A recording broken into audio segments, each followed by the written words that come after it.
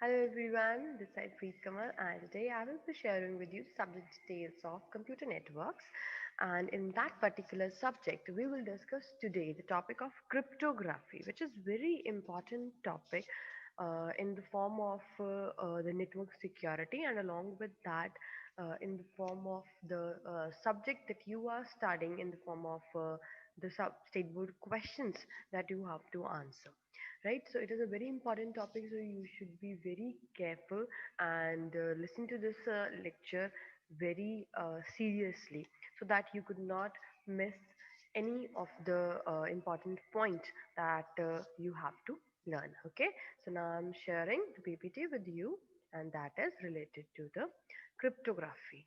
The contents of cryptography, first of all, are security.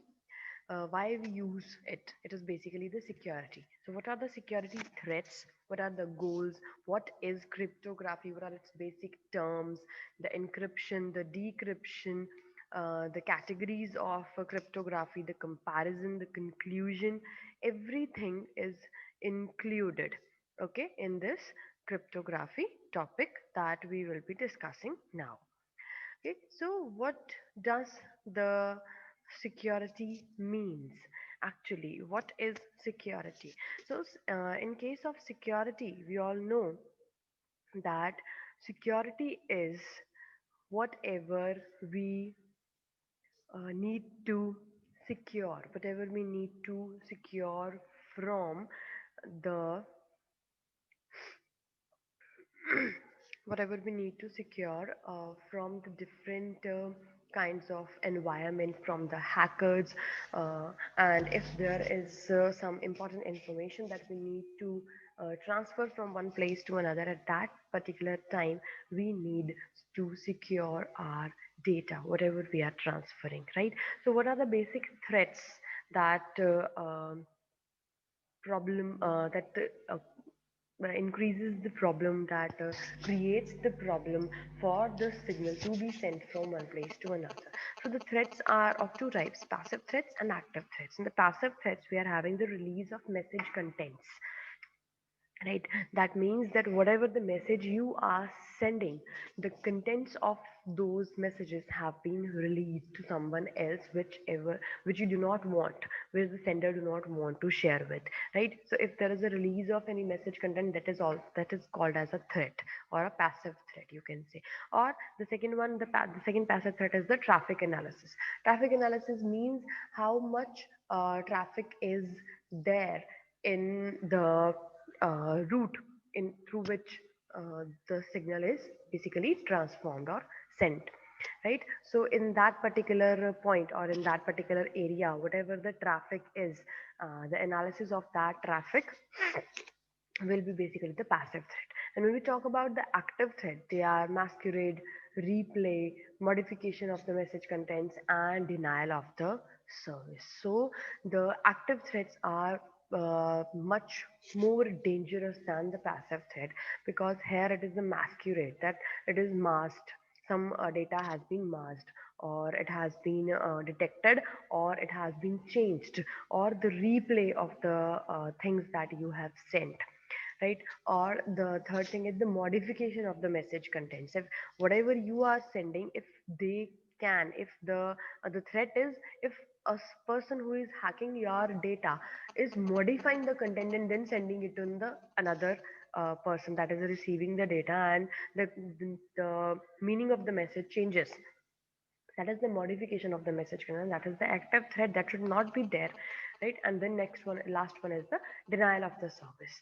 The denial means it refuses to send the signal, or it says that it could not be sent, or some denial of the service occurs. So these are some basic threats in the networks that could harm the data that you are transmitting or sending. So these should not be there at all. So that is why we need security, security of the signal, right? So the goals of security, what are the security goals? It is the confidentiality, that the signal, that the data that you are sending, it should be confidential, and there should be security, there should be non repudiation, and along with that there should be integrity. Integrity means there should be the message combinations, right? There should be integrity in the message. So the message should be integral, it should be confidential, and we should all know that how this is being sent. So for this thing to work, what we need here is we need the cryptography, or we can say we use the cryptography in this particular thing, right, for the security purpose. So what a cryptography means: cryptography is the science and art of transforming messages to make them secure and immune to attack. Means cryptography में हम क्या करते हैं, हम जो हमारे messages हैं उन्हें इस तरह से ट्रांसफॉर्म करते हैं कि ये एक आर्ट है मैसेजेस को ट्रांसफॉर्म करने का, एक साइंस है मैसेजेस को ट्रांसफॉर्म करने का, जिसके थ्रू हम हमारे मैसेजेस को सिक्योर बना सकते हैं और उन्हें इम्यून बना सकते हैं to attack. We can make them immune to attack. So इसमें जो बेसिक टर्म्स हमारी यूज होती हैं क्रिप्टोग्राफी के अंदर, they are the plain text, cipher, encryption, decryption और उसकी कीज जो हम लोग यूज करते हैं, right. These are the basic terms. तो किस तरह से हम हमारा जो सिग्नल है उसके साथ वर्क कर सकते हैं. एनक्रिप्शन और डिक्रिप्शन क्या होता है? सबसे पहले जो भी मैसेज हम ट्रांसमिट करना चाहते हैं, ट्रांसफर करना चाहते हैं, तो you can see in the slide here is the plain text. Plain text means जो मैसेज हमने लिखा सेंड करने के लिए. It may be a hello, it may be a happy birthday, it may B a note, it may be something that you have written to be sent to another person, right? Then encryption means there is a lock and key. There is a lock out there which is encrypting your data, which is providing security, which is transforming your data from the plain text to the cipher text. It is basically called as a key that provides encryption to the data. In spite of sending this plain text, this encryption key adds up some key to some security key to this plain text and make it a cipher text. Now this text has become a cipher text while traveling through the network. It has become a cipher text. Now at the receiver end there will be decryption, that is the unlock key of this particular lock. The key to this particular lock, unlock key, will be there in at this place, and it will convert again that ciphertext into the plain text that was sent by the centre, right. So यहाँ पे हम क्या करते हैं, for example कि हमने यहाँ पे जो की यूज करी वो प्लस की है, तो यहाँ पे हम माइनस की यूज कर लेंगे. अगर यहाँ हम मल्टीप्लीकेशन की यूज करेंगे इंक्रिप्शन के टाइम पे, तो डिक्रिप्शन के टाइम पे हम क्या यूज कर सकते हैं, डिवीजन की यूज कर सकते हैं, राइट. तो इस तरह से हमारा जो सिग्नल है वो सिक्योर हो जाता है, क्योंकि हम अपने सिग्नल के अंदर कुछ एक पर्टिकुलर चेंजेस करते हैं, कुछ ट्रांसफॉर्मेशंस करते हैं जिस के बारे में सिर्फ हमें ही पता होता है कि हमने वो ट्रांसफॉर्मेशंस क्या की है, राइट. तो उन ट्रांसफॉर्मेशंस को जब हम यहाँ रिसीवर साइड के ऊपर वापस उन्हीं ट्रांसफॉर्मेशंस को वापस कर देते हैं, जैसे हम एनकोडिंग डिकोडिंग करते हैं, मॉड्यूलेशन डीमॉड्यूलेशन करते हैं, उसी सेम तरीके से यहाँ पे इंक्रिप्शन और डिक्रिप्शन करते हैं अपने डेटा को सेव करने के लिए. राइट. तो हमारे पास दो तरह की क्रिप्टोग्राफीज की कैटेगरीज होती हैं, symmetric key cryptography and asymmetric key cryptography. तो we are having two types of cryptographies, right. तो जो सिमेट्रिक की क्रिप्टोग्राफी है उसके अंदर क्या होता है, इसे हम सीक्रेट की क्रिप्टोग्राफी भी बोलते हैं. इसमें जो सेंडर है और जो रिसीवर है वो सेम की यूज करते हैं. एनक्रिप्शन और डिक्रिप्शन एल्गोरिदम में इनक्रिप्ट और डिक्रिप्ट डेटा करने के लिए एक सिंगल की जो है वो शेयर की जाती है, और वो सीक्रेट की होती है, और वो सिर्फ सेंडर और रिसीवर को ही पता होती है कि वो कौन सी की है, क्या उनके साथ शेयर किया जा रहा है, राइट। तो सिमेट्री की क्रिप्टोग्राफी में हेयर इज द सीक्रेट की, जो सेंडर से जो डेटा प्लेन टेक्स्ट आ रहा है उसे एनक्रिप्ट करके साइफर टेक्स्ट में कन्वर्ट करके इस सीक्रेट की के थ्रू डिक्रिप्ट करके यहाँ पे रिसीवर जो है उसके थ्रू वो दोबारा से साइफर टेक्स्ट को प्लेन टेक्स्ट में कन्वर्ट कर देते हैं। और ये बीच में जो की यूज हो रही है, it is common to both the sender and the receiver, और किसी को इसके बारे में कोई भी इंफॉर्मेशन नहीं है। Right. Last next one are the traditional ciphers. अब साइफर्स क्या होते हैं? साइफर टेक्स्ट हमें पता लग गया, जब हम अपने प्लेन टेक्स्ट को इनक्रिप्ट करते हैं, इनक्रिप्टेड डेटा में कन्वर्ट करते हैं, तो वो हमारा क्या बन जाता है? साइफर टेक्स्ट बन जाता है। लेकिन जो साइफर्स हैं या जो कीज है, वो किस तरह की कीज होती है, किस तरह से हम उन्हें यूज करते हैं, कौन सी कीज यूज करते हैं, की कहते हैं किसे हैं, that is basically the cyphers. ठीक है। तो ट्रेडिशनल साइफर्स होते हैं हमारे पास, जो बेसिक साइफर्स हैं उनमें हमारे पास दो तरह के साइफर्स होते हैं, मतलब कीज की टाइप्स हैं बेसिकली ये। ट्रेडिशनल कीज कह सकते हैं या ट्रेडिशनल साइफर्स कह सकते हैं। तो उनमें हमारे पास टू टाइप्स है, सब्स्टिट्यूशन साइफर होते हैं और ट्रांसपोजिशन साइफर होते हैं। तो सब्स्टिट्यूशन साइफर का क्या मतलब है? सब्स्टिट्यूशन साइफर का मतलब है एक सिंपल टेक्निक हम लोग यूज करते हैं जिसमें हम लेटर्स, नंबर्स, सिंबल्स यूज करते हैं प्लेन टेक्स्ट के, और उन्हें दूसरे लेटर्स, नंबर्स और सिंबल्स के साथ रिप्लेस कर देते हैं। फॉर एग्जाम्पल कि मैंने की यूज करी 3, राइट। तो अगर मुझे किसी अल्फाबेट को कन्वर्ट कर रहा है, राइट, तो मेरी जो 3 की है, 3 इज न्यूमेरिक, राइट। तो अगर मुझे अल्फाबेटिक मेरा साइफर जो है वो अल्फाबेटिक है, उसमें मुझे 3 कैसे यूज करना है? कि फॉर एग्जाम्पल जो मेरा प्लेन टेक्स्ट है उसमें कोई भी वर्ड है वो उसमें लिखा हुआ है ए, तो what I will do is I will convert that A to D. A में मैं +3 कर दूंगी। If it is say T, तो टी में भी अगर हम +3 करेंगे, it will not be G, तो it will be something else, तो मल्टीप्लाई 3 कर सकते हैं या समथिंग लाइक दैट। ठीक है। या टी में कोई और चीज हम उसमें चेंज कर सकते हैं, टी STUVW, राइट। तो अगर उसको जी में कन्वर्ट करना है तो उसमें हमें काउंट करना पड़ेगा कि कितने हम उसको कन्वर्ट करें। अगर ए को डी में कन्वर्ट कर रहे हैं तो मतलब 3 जो की है वो हम लोग यूज करें। 2 5 में हो रहा है, 3 6 में हो रहा है, ये सारे 3 कीज यूज कर रहे हैं, +3 यूज कर रहे हैं। लेकिन जो टी और जी वाला कॉम्बिनेशन है उसमें हम लोग क्या यूज कर रहे हैं? सब्स्टिट्यूशन टेक्निक यूज कर।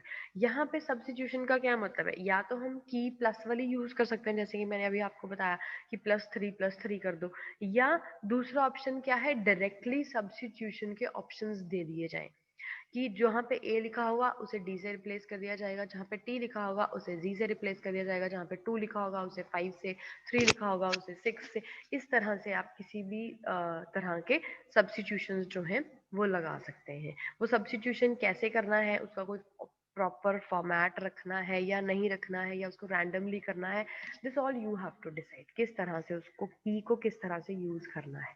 बेसिक चीज क्या है कि लेटर्स, नंबर्स, सिंबल्स, जो भी चीज है प्लेन टेक्स्ट की, उन्हें दूसरे लेटर्स, नंबर्स या सिंबल से रिप्लेस कर देना है, दैट्स इट। और उसके बारे में किसको पता होगा?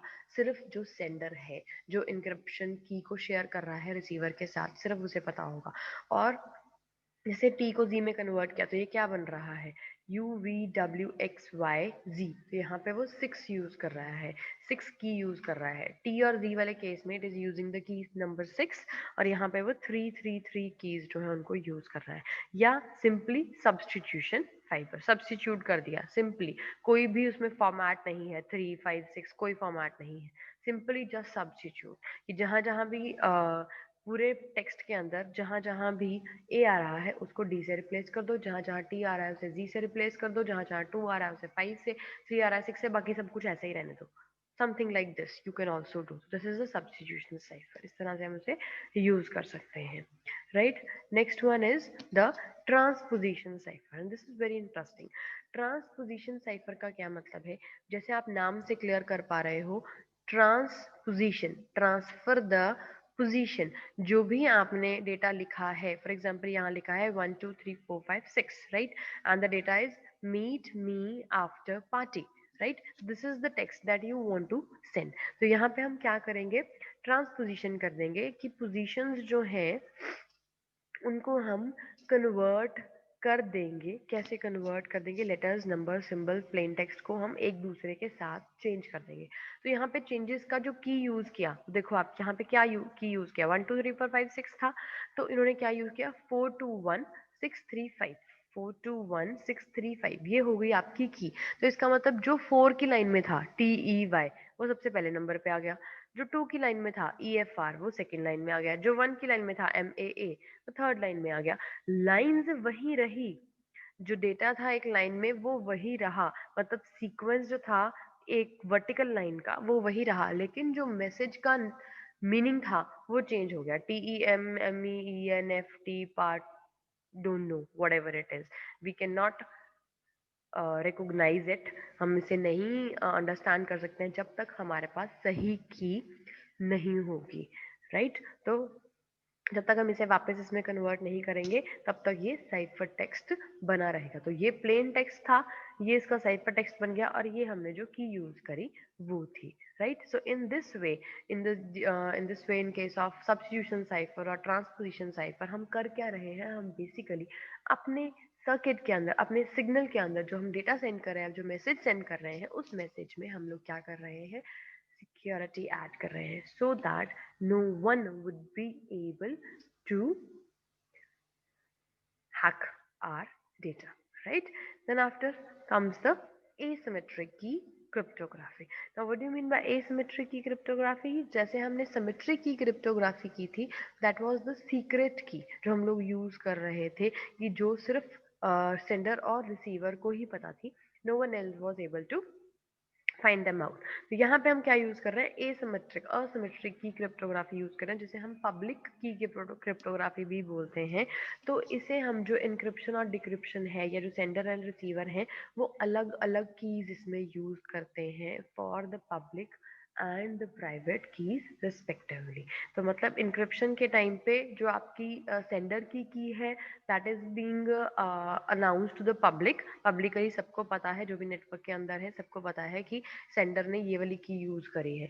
लेकिन रिसीवर की जो की है दैट इज प्राइवेट, वो सिर्फ रिसीवर के पास है, जो जिसने भी आपके सिग्नल को रिसीव करना है सिर्फ उसके पास होगी, राइट। तो यहाँ पे यू कैन सी हेयर कि सेंडर है, सेंडर के पास पब्लिक की है, वहाँ पे इनक्रिप्ट कर रहे हैं, साइफर टेक्स्ट बना रहे हैं, डिक्रिप्ट कर रहे हैं, डिक्रिप्शन के टाइम पे यहाँ पे प्राइवेट की रिसीवर के पास अवेलेबल है। तो वो इसी की से पब्लिक की है, तो इसके बारे में सबको पता है, दे ऑल नो अबाउट कि ये सेंडर है, ये कोई डाटा सेंड कर रहा है, और उसकी ये की है जिसके थ्रू वो डेटा सेंड कर रहा है। बट रिसीव किसने करना है, कहाँ से करना है, कैसे करना है, किस तरह से, कौन सी की यूज करनी है, वो प्राइवेट की रिसीवर के पास है सिर्फ, जो उसे साइफर टेक्स्ट से वापस प्लेन टेक्स्ट में कन्वर्ट कर सकता है, और किसी के पास भी रिसीविंग की जो है वो नहीं अवेलेबल है, राइट। तो सिमेट्रिक की क्रिप्टोग्राफी में we are having a secret key, and asymmetric key cryptography में we are having a private key, and along with that we are having a public की